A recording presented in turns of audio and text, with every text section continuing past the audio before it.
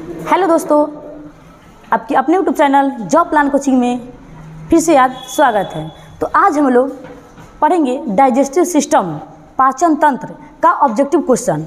क्या पढ़ेंगे आज? डाइजेस्टिव सिस्टम का ऑब्जेक्टिव क्वेश्चन।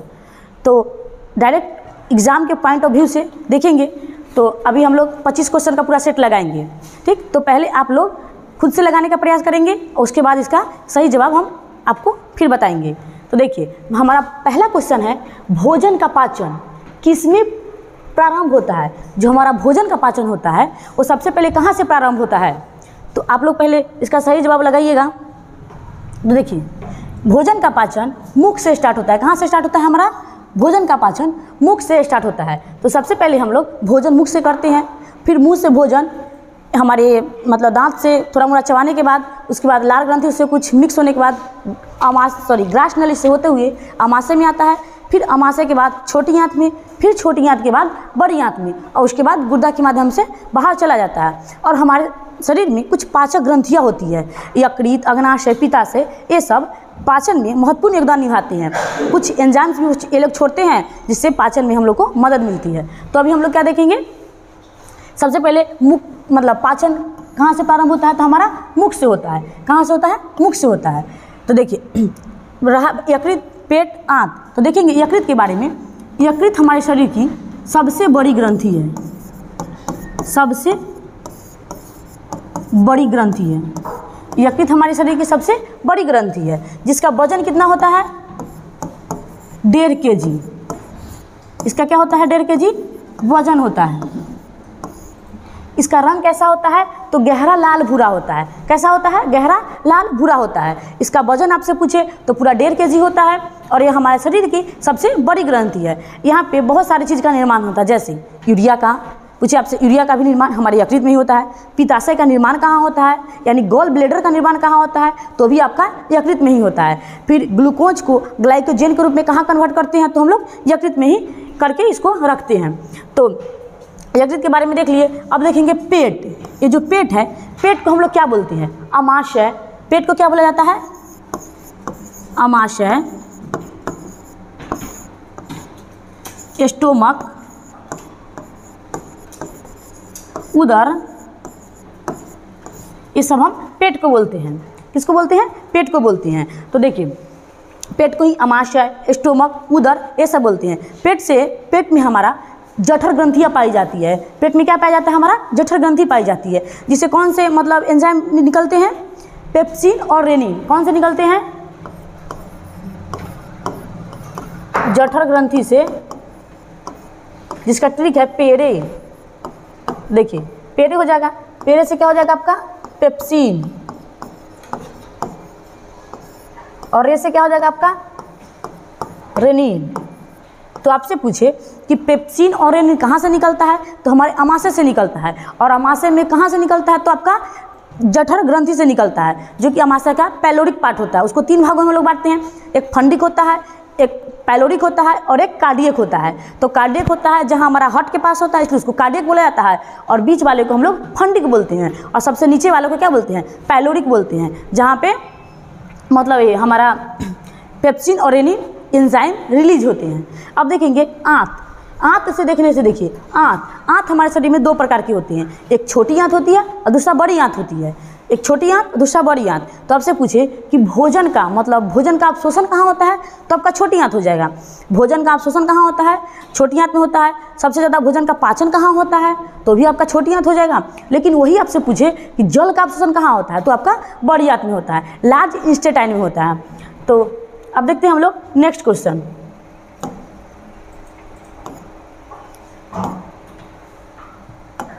नेक्स्ट क्वेश्चन है आपका, पित्त स्रावित होता है, मतलब पित्त कहाँ से स्रावित होता है?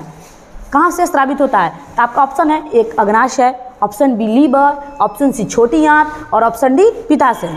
तो आप लोग पहले इसका खुद से लगाने का प्रयास करें, उसके बाद हम देख रहे हैं। तो देखिए, पित्त आपका स्रावित कहाँ से होता है? लीवर से। कहाँ से होता है? लीवर से। पित्त आपका स्रावित होता है लीवर से। लीवर को ही हम लोग क्या बोलते हैं? यकृत बोलते हैं। लीवर को क्या क्या बोला जाता है? यकृत बोला जाता है, या जिगर, जिगर का टुकड़ा जिगर का टुकड़ा, ये सब लीवर को ही बोला जाता है। तो देखिए पित्त स्रावित कहाँ होता है, तो लीवर में। अब इससे पीछे हम लोग डिस्कशन में देखिए ना, लीवर हमारे शरीर की सबसे बड़ी ग्रंथि है। इसका वजन 1.5 kg होता है। ये गहरा भूरा लाल होता है और ये यूरिया का भी निर्माण करती है और ग्लूकोज को ग्लाइकोजन के रूप में भी कन्वर्ट करके रखती है। पित्ताशय का निर्माण यहीं पे लीवर में ही होता है।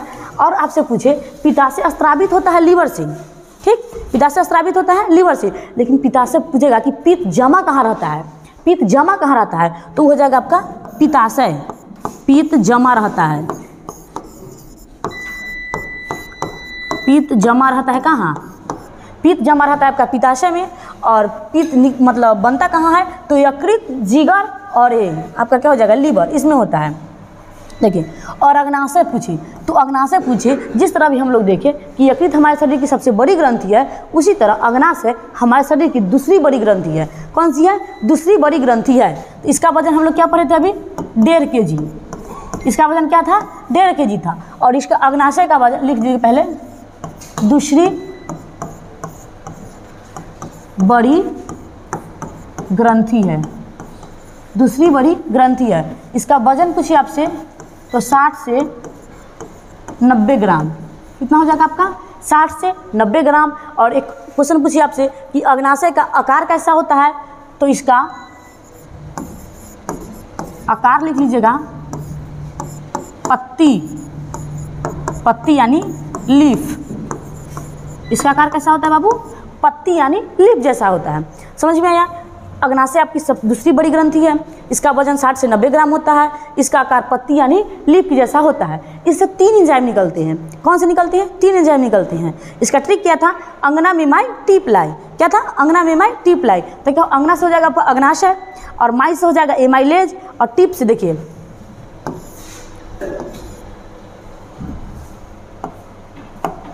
आपसे पूछे कि इससे कौन कौन से हार्मोन निकलते हैं, तो सॉरी एंजाइम निकलते हैं, तो अंगना मेमाई टी प्लाई।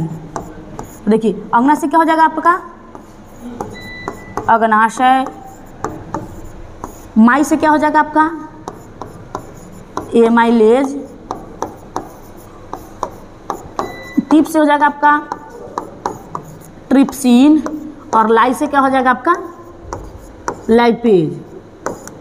अग्नाशय से पूछे कौन सा एंजाइम निकलता है, तो अंगना मेमाई टी प्लाई। एक हो जाएगा आपका एमाइलेज, लाइपेज और ट्रिप्सिन। एमाइलेज, लाइपेज बहुत मोस्ट इंपॉर्टेंट क्वेश्चन है। आप लोग कहीं पे इसका नोट डाउन कर लीजिए, या फिलहाल के लिए आप लोग इसका स्क्रीनशॉट ले लीजिएगा। और देखिए छोटी आंत, छोटी आंत में सबसे ज़्यादा भोजन का पाचन छोटी आंत में ही होता है। सबसे ज़्यादा भोजन का पाचन कहाँ होता है, छोटी आंत में ही होता है। अब देखेंगे छोटी आंत का आपसे लंबाई पूछे, तो देखिए 6 से 8.5 मीटर। 6 से कितना होता है, 8.5 मीटर होता है। तो 6 से छोटी आंत और 6 से छोटी आंत और 6 से 6। बड़ी प्रेम से इसको पढ़ेंगे, ठीक है, टॉपिक को, छोटी आंत। और इसे मतलब पीछे वीडियो में छोटी आंत ये सब अग्नाशय एक एक करके पार्ट डाला हुआ है। आप लोग अगर नहीं देखे होंगे तो उसका डीप जाके देख लीजिएगा, ठीक है। तो देखिए अभी हम लोग छोटी आंत, इसका मतलब कितना लंबाई होता है, तो 6 से 8.5 मीटर तक होता है। अब देखेंगे छोटी आंत में कितने पार्ट होते हैं, तो छोटी आंत में हमारे 3 पार्ट होता है। एक होता है ऊपर वाला डुडेनम, फिर होता है जुजेनम, और लास्ट वाला होता है इलियम। ऊपर वाला क्या होता है आपका डुडेनम, फिर होता है जुजेनम, और उसके बाद होता है क्या, इलियम। डुडेनम हम उस पार्ट को बोलते हैं ना जहाँ अग्नाशय और यकृत आंखें खुलते हैं। तो अभी जिस समय हम लोग और देखेंगे उस समय देख लेंगे इसको। चलिए अब आगे देखते हैं हम लोग। आपका नेक्स्ट क्वेश्चन है, अब हमारा नेक्स्ट क्वेश्चन है, देखिए नेक्स्ट क्वेश्चन है, इंसुलिन की कमी से कौन सा रोग होता है। जो इंसुलिन है इसकी कमी से हमारा कौन सा रोग होता है, तो इंसुलिन की कमी से। आप लोग पहले इसका आंसर लगाने का प्रयास करिए। ऑप्शन ए है आपका बेरी, ऑप्शन बी है मधुमेह, ऑप्शन सी है हाइपोग्लाइसीमिया, और ऑप्शन डी है कब्ज। थोड़ा प्रेम से इसका आंसर मारिएगा। इंसुलिन की कमी से बहुत बार का इंपॉर्टेंट क्वेश्चन है, प्रीवियस क्वेश्चन है, तो आप लोग देख लीजिएगा। इंसुलिन की कमी से कौन सा रोग होता है, तो इंसुलिन की कमी से आपका ऑप्शन नंबर बी यानी मधुमेह। कौन सा होता है, मधुमेह। इसको क्या बोलते हैं हम लोग, डायबिटीज बोलते हैं। क्या बोलते हैं मधुमेह के, हूँ डायबिटीज बोला जाता है। फिर चिन्नी का बीमारी सुने होंगे, चिन्नी का बीमारी वही बोला जाता है, मधुमेह, चिन्नी का बीमारी, ये सब इसी को बोला जाता है। आपसे पूछे इंसुलिन की कमी से कौन होगा, तो ये हो जाएगा आपका मधुमेह। लेकिन वही पूछिए आपसे कि इंसुलिन की अधिकता से कौन सा हो जाएगा, तो हाइपोग्लाइसीमिया। कौन हो जाता है इंसुलिन की अधिकता से, हाइपोग्लाइसीमिया। इंसुलिन की अधिकता से, इंसुलिन की अधिकता से, इंसुलिन की अधिकता से आपका हाइपोग्लाइसीमिया होता है, ठीक। और बेरी बेरी विटामिन बी की कमी से होता है, विटामिन बी की कमी से हमारा बेरी बेरी हो जाता है। और कब्ज जो होता है वो बड़ी आंत में प्रॉब्लम की वजह से होता है। किसमें, आपका बड़ी आंत में, बड़ी आंत में प्रॉब्लम की वजह से होता है कब्ज, जिसमें मल अच्छे से नहीं उतर पाते हैं, तो इसमें हो जाता है कब्ज। हाइपोग्लाइसीमिया हो गया आपका इंसुलिन की कमी से कारण, और मधुमेह हो गया आपका, सॉरी, हाइपोग्लाइसीमिया इंसुलिन की अधिकता के कारण, और मधुमेह हो गया आपका इसकी इंसुलिन की कमी के कारण, या ग्लूकोज की अधिकता के कारण। या पूछे कि ग्लूकोज की अधिकता के कारण कौन सा होता है, तो आपका मधुमेह होता है, ठीक है। अब देखेंगे हम लोग नेक्स्ट क्वेश्चन।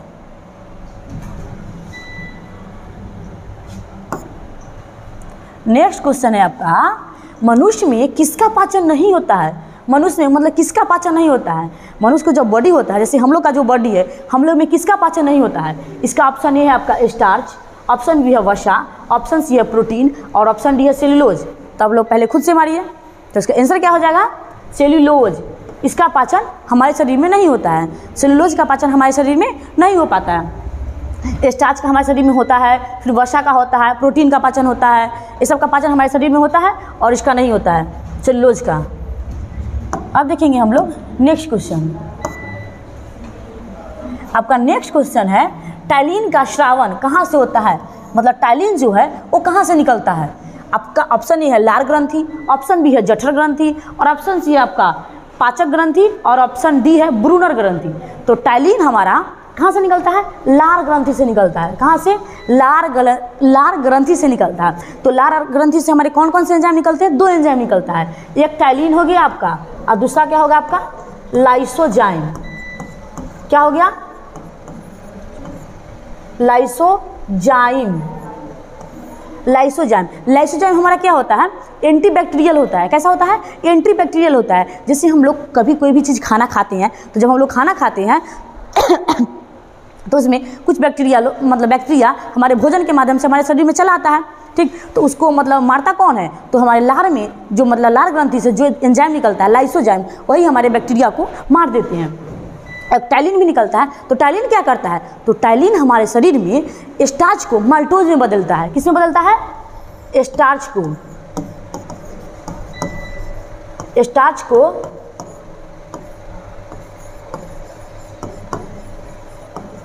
माल्टोज में बदलता है। किसमें बदलता है, स्टार्च को माल्टोज में बदल देता है। देखिए अब है आपका जठर ग्रंथि। तो टाइलिन मतलब लार ग्रंथि से कौन कौन सा एंजाइम निकला, दो गो, एक निकला आपका लाइसोजाइम, और एक निकला आपका टाइलिन। टाइलिन क्या किया, देखिए स्टार्च को माल्टोज में कन्वर्ट कर दिया, और लाइसोजाइम एंटीबैक्टीरिया जो बैक्टीरिया को मार देता है। अब जठर ग्रंथि से अभी पीछे हम लोग देखें, जठर ग्रंथि से क्या निकलता है, जठर रस, और उससे कौन सा एंजाइम, पेरे। तो देखिए पेरे से हो जाएगा पेप्सिन, और दूसरा हो जाएगा आपका रेनिन। अब देखेंगे हम लोग पाचक ग्रंथि हम लोग किसको बोलते हैं, अग्नाशय को। पाचक ग्रंथि किसको बोलते हैं हम लोग, अग्नाशय को। पाचक ग्रंथि अग्नाशय यानी पैंक्रियाज, इसी को हम लोग मिश्रित ग्लैंड भी बोलते हैं। तो अब देखेंगे हम लोग नेक्स्ट क्वेश्चन।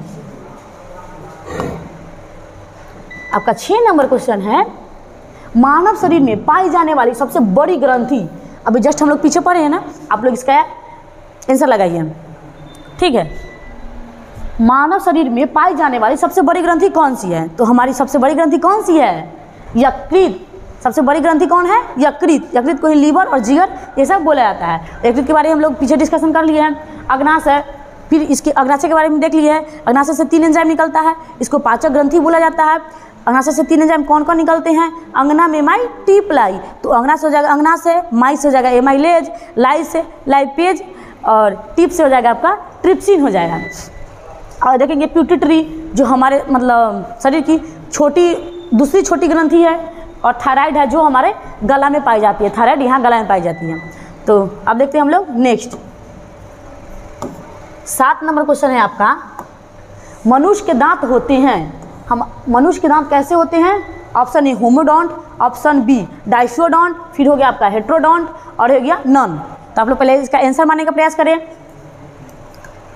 तो मनुष्य के दांत होते हैं हेट्रोडोंट। कैसे होते हैं मनुष्य के दांत? हेट्रोडोंट होते हैं, मतलब विषम दंती होते हैं। विषम दंती कहने का मतलब क्या? दांत मतलब दो से अधिक डिजाइन का होना। देखते हैं हमारे शरीर में कौन कौन से दांत पाए जाते हैं, मतलब मुख में इंसीजर, केनाइन, प्रीमोलर। तो हमारे मतलब कैसे हो गए दांत? हेट्रोडोंट, यानी इसी को हम लोग क्या बोलते हैं? विषम दंती। क्या बोलते हैं हम लोग? विषम दंती। और फिर इसका डाइसोडोंट को द्विबार दंती, द्विबार दंती।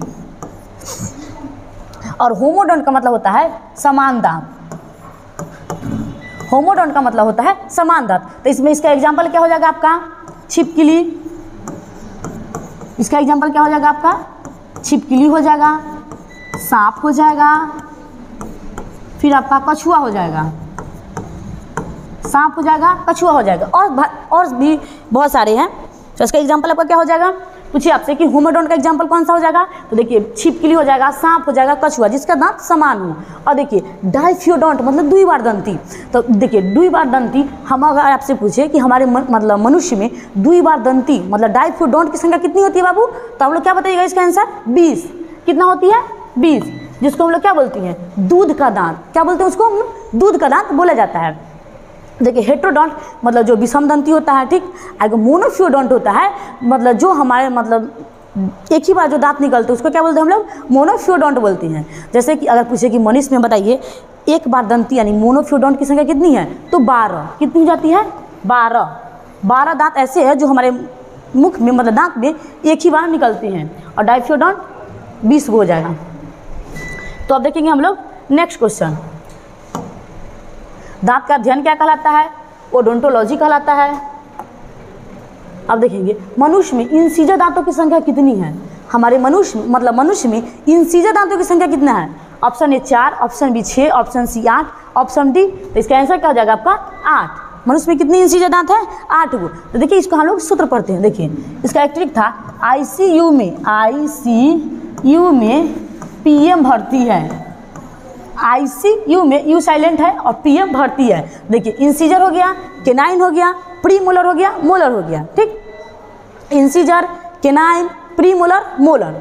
देखिए इंसीजर वही दांत को कहते हैं ना जो दांत काटते हैं। जैसे देखते हैं बच्चा लोग को, देखते हैं मम्मी लोग कभी कभी मतलब छोटे छोटे बच्चा को खेलते देखते होइएगा, रोटी और उसमें नून तेल या घी कुछ भी वगैरह लगा के ऐसे मोड़ देते दिया, ऐसे ऐसे काट के खाते हैं बच्चा लोग। तो किससे खाते हैं? इंसीजर वाले पार्ट से खाते हैं। किससे? इंसीजर वाले पार्ट से खाते हैं।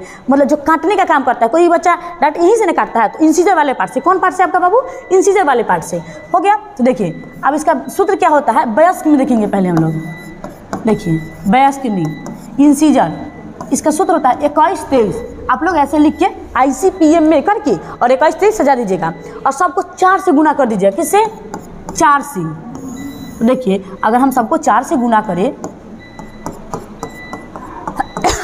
देखिए 4 दूना 8, 4 एकम 4, 4 दूना 8 और 4 तिहाई 12। देखिए क्या होगा, आईसीपीएम में इंसीजर, केनाइन, प्रीमोलर। इंसीजर की संख्या 8 को और केनाइन की 4 गो, प्रीमोलर की 8 गो और मोलर की 12 गो हो जाएगा। वही अगर बच्चा का सूत्र पूछे तो देखिए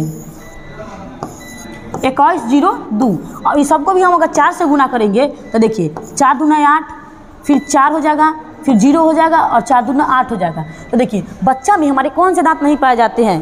बच्चा में हमारे कौन दांत नहीं पाए जाते हैं? तो आप एक इसका एक क्या बोला था? प्रीमोलर। प्रीमोलर हम बच्चा में नहीं पाया जाता है। और एक मोलर भी, लास्ट वाला मोलर भी नहीं पाया जाता है। जो एक लास्ट वाला मोलर हमारे शरीर का अवशेषी अंग होता है।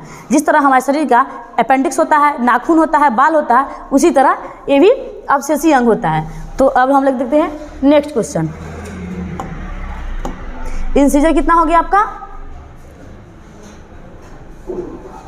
इंसीजर हो गया आपका 8 गो। हाँ, और एक अपर, हाथी में जो अपर इंसीजर होता है, जो बाहर मतलब ऊपर वाला इंसीजर होता है, वही बहुत लंबा हो जाता है। कहावत सुने हैं ना, हाथी को दिखाने वाला अलग दांत होता है और खाने वाला अलग होता है।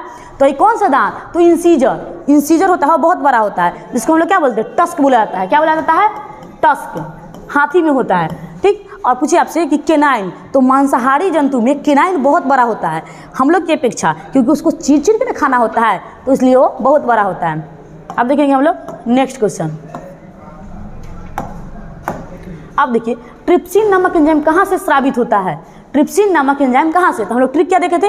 अंगना मेमाई टी प्लाई। थोड़ा फास्ट करते हैं तो देखिए अंगना मेमाई टी प्लाई, तो अंगनाशय से, जिसको क्या बोलते हैं हम लोग? पाचक ग्रंथि बोलते हैं, मिश्रित ग्रंथि बोलते हैं, सब बोला जाता है।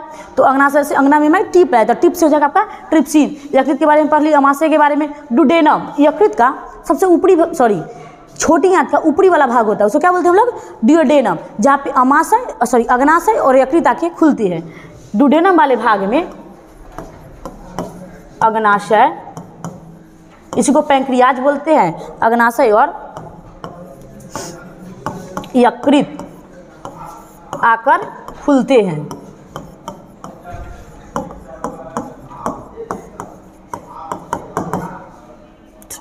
अब देखते हैं हम लोग नेक्स्ट क्वेश्चन।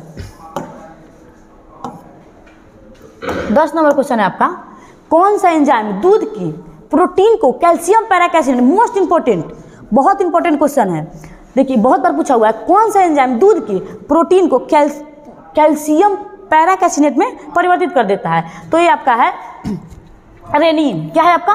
रेनिन। रेनिन पहले निकलता कहाँ से है? तो जठर ग्रंथि से निकलता है, पेप्सिन और रेनिन निकलता है। तो रेनिन क्या करता है आपका? उसको दूध मतलब प्रोटीन को कैल्शियम पैराकाइनेट में परिवर्तित कर देता है। और अब देखेंगे हम लोग नेक्स्ट क्वेश्चन। लार ग्रंथि का पीएच मान होता है, कितना होता है लार ग्रंथि का पीएच मान? आपका देखिए option A 9, option B 2.2, option C 6.8 और ऑप्शन डी 8। तो इसका होता है 6.8। कितना होता है? 6.8। लार का पीएच मान होता है 6.8।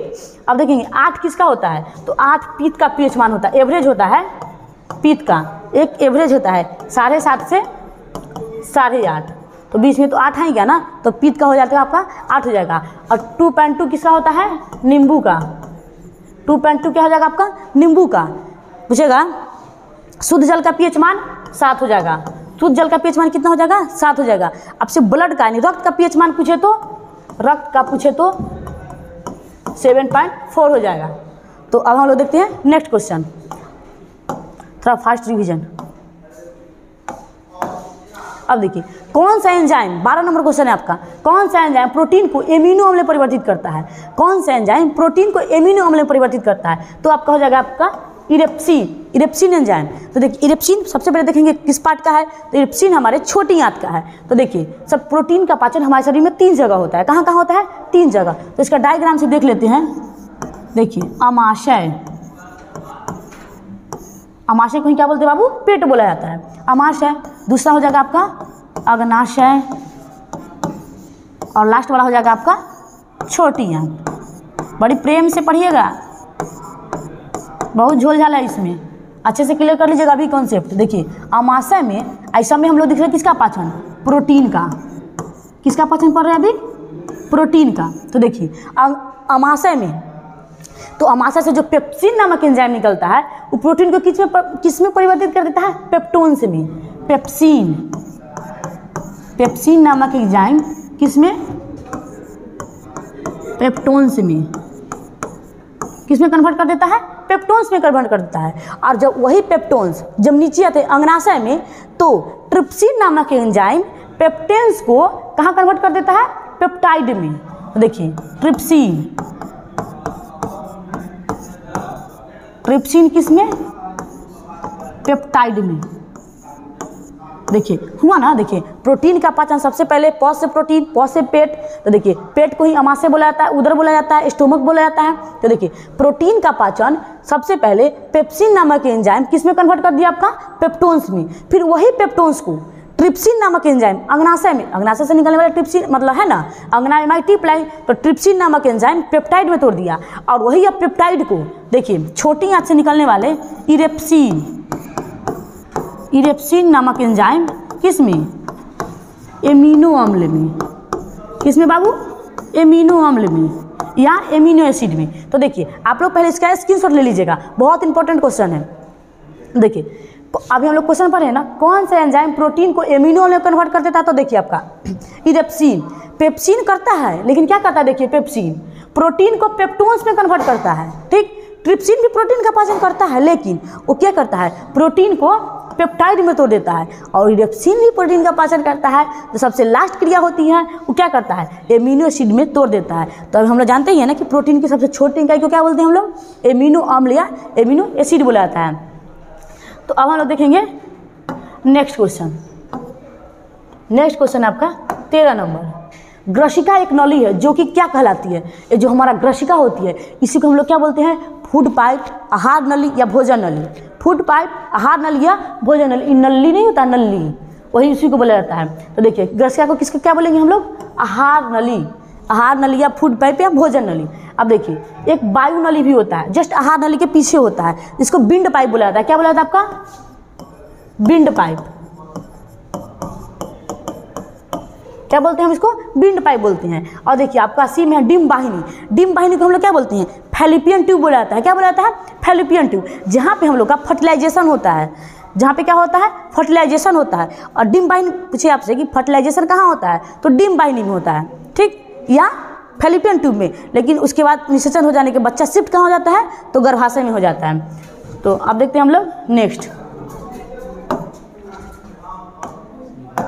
आप लोग तो इसका आंसर बड़ी प्रेम से लगाइए, क्योंकि इससे पीछे हम लोग पढ़े हैं आईसीयू में पीएम भर्ती। भर्ती नहीं है, ट्रिक है, तो इसको आप लोग दिल पर नहीं लीजिएगा। देखिए मनुष्य का दांत सूत्र क्या हो जाएगा? क्या बताए थे हम लोग? 21-23। क्या हो जाएगा आपका? 21-23। देखिए मनुष्य का दांत सूत्र पूछे तो 21-23, लेकिन ये किसका हो जाएगा बाबू? वयस्क का हो जाएगा, वयस्क का। लेकिन 21-02 भी दिया, ये किसका हो जाएगा आपका? बच्चा का। किसका हो जाएगा? बच्चा का। Incisor, canine, premolar, molar. Incisor क्या करता है? रोटी काटने का काम करता है। केनाइन क्या करता है? मांस फाड़ने का काम करता है। और प्रीमोलर और मोलर ये दोनों चबाने का काम करते हैं। तो इसकी संख्या कितनी कितनी हो जाती है? तो अभी हम लोग पढ़े ना 4 से गुना, तो 4 दूना इसका क्या हो जाएगा? 8, 4 एकम 4, 4 दूना 8। इंसीजर कितना होता है हमारे शरीर में? 8 गो। केनाइन कितना होता है? 4 गो। प्रीमोलर कितना होता है? 8 गो। मोलर कितना होता है? 12 गो। और बच्चा में कौन सा दांत नहीं होता है? तो बच्चा में हमारा प्रीमोलर साफ ही नहीं होता है, और मोलर होता है, एक लास्ट वाला मोलर नहीं होता है, जिसको क्या बोलते हैं हम लोग? अक्ल चौ नहीं होता है इसमें। वो 20 साल के बाद ही आना शुरू होता है। एवरेज है, किसी को तो कितना के तो पहले ही तो आ जाता है। अब देखेंगे हम मानव की अमाशय में एक अम्ल पाया जाता है, जिसे क्या बोलते हैं? मानव की अमाशय में जो अम्ल पाया जाता है उसे क्या बोलते हैं? हाइड्रोक्लोरिक अम्ल। क्या बोलते हैं उसको? HCl, हाइड्रोक्लोरिक अम्ल बोला जाता है। देखिए और हाइड्रोक्लोरिक अम्ल मतलब मानव के किस पार्ट में होता है? तो यहाँ आपका अमाशय में होता है, ठीक। और अमाशय के किस पार्ट में? तो कार्डियक पार्ट में। अमाशय के किस पार्ट में? अमाशय का फिगर हम लोग ऐसे पढ़े थे ना पिछले वाले वीडियो में। एक बार डुडेनम छोटियाँ दिशा खुलता है, तो ये हो जाएगा आपका कार्डियक पार्ट, ये हो जाएगा फंडिक पार्ट, और नीचे वाला क्या हो जाएगा बाबू? Pyloric part. यहीं पे ही जठर ग्रंथि होती है, जिससे पेप्सिन और रेनिन दोनों एंजाइम रिलीज होते हैं, और ये होता है आपका कार्डियक पार्ट, ठीक। यहीं पे HCl हार्मोन निकलता है, बस HCl अम्ल निकलता है। कौन? HCl निकलता है। और इस पार्ट को हम लोग रुजी बोलते हैं, यानी पेट का कांटा। यहाँ पे भोजन 4 घंटा तक रहता है, इसको फंडिक पार्ट बोला जाता है। देखिए हाइड्रोक्लोरिक अम्ल कहाँ से निकला? हमारा अमाशय के कार्डियक पार्ट से। कहाँ से निकला? अगर खखोर के क्वेश्चन पूछे ना तो घुसा देगा यहाँ कि पता क्या है, किस पार्ट से, तो आप लोग मार दीजिए यहाँ पे कार्डियक है, फंडिक है, और क्या है आपका? पैलोरिक है। अब देखेंगे एसिटिक अम्ल। एसिटिक अम्ल किसमें पाया जाता है बाबू? सिरका में। किसमें? एसिटिक अम्ल आपका सिरका में पाया जाता है। कहाँ पाया जाता है? सिरका में पाया जाता है। और सिट्रिक अम्ल नींबू में। कहाँ? नींबू में पाया जाता है। सिट्रिक अम्ल कहाँ पाया जाता है? नींबू में। नींबू का पीएच मान क्या पढ़े अभी पीछे? 2.2 होता है। और देखिए मेथनोइक अम्ल, ये मेथनोइक अम्ल कहाँ पाया जाता है? चींटी, मधुमक्खी सब के डंक में। किसमें? चींटी के डंक में और मधुमक्खी के भी डंक में। मेथनोइक अम्ल चींटी के डंक में और मधुमक्खी के डंक में। तो अब हम ले देते हैं नेक्स्ट क्वेश्चन। थोड़ा टाइम लगे लेकिन अच्छे से पढ़ लेंगे ना डिस्कशन में ही। देखिए कितने आदमी पहले से पढ़ रखे होंगे, तो आप स्पीड करके वीडियो भी देख सकते हैं, देख लीजिएगा, ठीक है। और जो लोग मतलब पहली बार पढ़ रहे होंगे वो लोग आराम से देखते चलिएगा। देखिए हो सके तो आप लोग कॉपी में नोट डाउन भी कर लीजिएगा। देखिए 16 नंबर क्वेश्चन, कौन सी ग्रंथि इंसुलिन उत्पन्न करती है? कौन सी ग्रंथि इंसुलिन उत्पन्न करती है? इंसुलिन उत्पन्न करती है तो ऑप्शन ए है आपका अपटू ग्रंथि, ऑप्शन बी है पीयूष ग्रंथि और ऑप्शन सी अग्नाशय ग्रंथि, ऑप्शन डी है नन। तो नन रहता थोड़ा ध्यान से, बट इसका आंसर नन है नहीं, अग्नाशय। कौन सा हो जाएगा आपका? अग्नाशय, जिसे क्या बोलते हैं हम लोग? पैंक्रियाज। तो देखिए अग्नाशय से देखिए हाँ कुछ अग्नाशय तो सबसे पहले हम लोग का मिश्रित ग्रंथि है तो उससे एंजाइम भी निकलते हैं और हार्मोन भी निकलते हैं। तो एंजाइम हमारे बहिःस्रावी ग्रंथि से निकलती है और हार्मोन किससे निकलते हैं बाबू? अंतःस्रावी ग्रंथि से निकलती है। लेकिन जो मिश्रित ग्रंथि होती है उसे तो दोनों चीज़ निकलेंगे। क्या क्या निकलेंगे? देखिए हार्मोन भी निकलेंगे और एंजाइम भी निकलेंगे। तो एंजाइम निकला था अंगना मेमाई टिपलाई, लेकिन हार्मोन है इसका बाबू देखिए। और कुछ कोशिकाएँ भी पाई जाती हैं, एक होती है अल्फा कोशिका, फिर होती है आपकी बीटा कोशिका और फिर होती है आपकी डेल्टा कोशिका। तो देखिए अल्फा, बीटा और डेल्टा ये 3 प्रकार की कोशिकाएं होती हैं। तो देखिए अल्फा से हमारा कौन सा निकलता है? ग्लूकोन नामक हार्मोन। क्या निकलता है? ग्लूकोन नामक हार्मोन निकलता है। और बीटा से क्या निकलता है हमारा? इंसुलिन। बीटा से निकलता है इंसुलिन और इससे निकलता है डेल्टा से सोमैटोस्टैटिन। कौन सा हार्मोन? सोमैटोस्टैटिन नामक हार्मोन निकलता है। तो देखिए अल्फा से ग्लूकोन, ये तो बहुत बार पूछा हुआ है, और बीटा से निकलेगा इंसुलिन और डेल्टा से निकलेगा आपका सोमैटोस्टैटिन। अगर तीनों में पूछे कि सबसे ज़्यादा किसकी संख्या होती है तो इंसुलिन की होती है। किसकी होती है? इंसुलिन की। और सोमैटोस्टैटिन क्या करता है? इंसुलिन को और ग्लूकोन को, ये दोनों को नियंत्रित करता है कि कब किसको कितना निकलना है। तो अब देखेंगे हम लोग नेक्स्ट क्वेश्चन। 17 नंबर क्वेश्चन है आपका। 17 नंबर क्वेश्चन है आपका, अधिकतम पोषक तत्व कहाँ से अवशोषित किए जाते हैं? इसका कहने का मतलब है कि आप सीधा सीधा इसको बता दीजिए कि सबसे ज़्यादा भोजन का पाचन कहाँ होता है? छोटी आंत में। कहाँ होता है? छोटी आंत में। देखिए भोजन का पाचन बोले कि स्टार्ट कहाँ होता है? तो मुख से। और भोजन का सबसे ज़्यादा पाचन कहाँ होता है? तो छोटी आंत में। प्रोटीन का पाचन कहाँ शुरू होता है? तो पेट में। और वही क्वेश्चन पूछ दिया आपको कि जल का अवशोषण कहाँ होता है? तो बड़ी आंत में। ये बहुत इंपॉर्टेंट है कि जल का अवशोषण, जल का अवशोषण हमारा होता है बड़ी आंत में। सबसे ज़्यादा भोजन का पाचन होता है छोटी आंत में होता है, ठीक। और भोजन का अवशोषण भी होता है छोटी आंत में। लेकिन पूछे आपसे कि भोजन का पाचन स्टार्ट कहाँ होता है? सबसे पहले मुँह से ना हम लोग खाते हैं, तब मुँह से। अब देखेंगे हम लोग नेक्स्ट क्वेश्चन। लार किसके पाचक में सहायक होता है? लार जो होता है किसके पाचक में सहायक होता है? तो आपका हो जाएगा स्टार्च के पाचक में। तो देखे थे हम लोग लार से कौन कौन एंजाइम निकला था? एक निकला था आपका टाइलिन और दूसरा निकला था लाइसोजाइम। तो लाइसोजाइम एंटीबैक्टीरियल था जो जीवाणु को मार दिया था, और टाइलिन क्या था? स्टार्च को माल्टोज में कन्वर्ट किया दिया था। तो पीछे हम लोग पढ़े हैं ना कि स्टार्च को माल्टोज में, किस में? स्टार्च को माल्टोज में कन्वर्ट करता है कौन? आपका लार स्टार्च को माल्टोज में कन्वर्ट कर देता है। तो लार किसके पाचक में सहायक होता है? तो स्टार्च के पाचक में होता है। अब लोग देखेंगे हम लोग आगे 19 नंबर क्वेश्चन है आपका, अस्थि में कौन सा लवक सर्वाधिक मात्रा में होता है? अस्थि में यानी हड्डी में कौन सा लवक सर्वाधिक होता है? तो इसका आंसर क्या हो जाएगा आपका? Calcium phosphate. क्या हो जाएगा आपका? Calcium phosphate. कैल्शियम फॉस्फेट कहाँ होता है? हमारे हड्डी में प्रचुर मात्रा में पाया जाता है। तो देखेंगे सोडियम क्लोराइड को क्या बोलते हैं हम लोग? नमक का सूत्र, टेबल साल्ट बोला जाता है। अब देखेंगे नेक्स्ट क्वेश्चन। पेप्सिन है, पेप्सिन एक क्या है? एंजाइम है। पेप्सिन क्या है आपका? एंजाइम है। तो एंजाइम हमारा किस भाग से निकलता है बाबू? बहिःस्रावी ग्रंथि से। बहिःस्रावी एंजाइम किससे निकलता है हमारा? बहिःस्रावी ग्रंथि से निकलता है।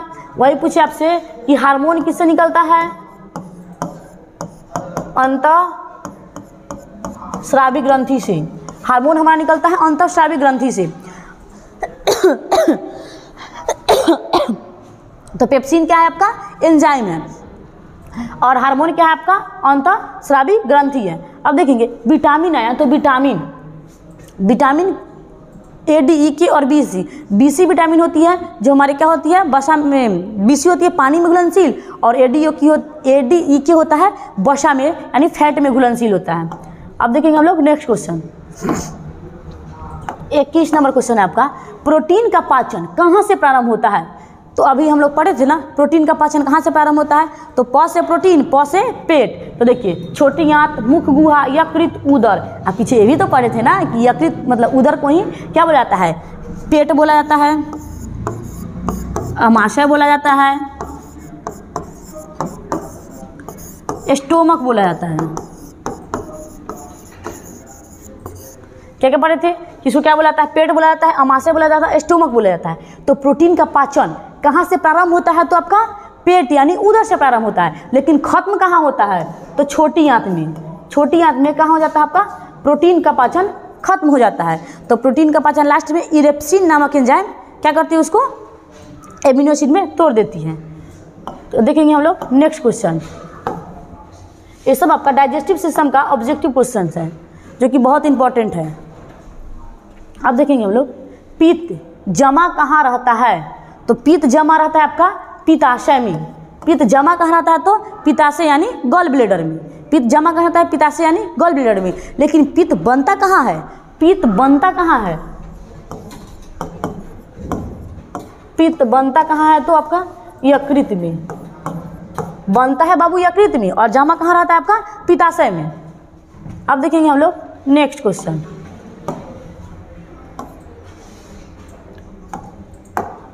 क्वेश्चन है अपेंडिक्स जो अवशेषी अंग है बॉडी के किस अंग में पाए जाते हैं? अपेंडिक्स जो होता है हमारा अवशेषी अंग है, वो बॉडी के किस पार्ट में पाए जाते हैं? ऑप्शन ए आपका सीकम, ऑप्शन बी सॉरी पहले ही लगा दिया, ऐसे कोई बात नहीं, इसका आंसर भी सीकम ही है। सीकम में, कोलोन में, रेक्टम में। तो सीकम में होता है। अपेंडिक्स जो होता है अवशेषी है, वो हमारे बॉडी के किस पार्ट में होता है? तो होता है आपका सीकम में होता है। कहाँ होता है आपका? सीकम में। अब पूछेगा कोलोन में क्या होता है? तो जल एवं खनिज लवण का अवशोषण होता है। जल एवं खनिज लवण का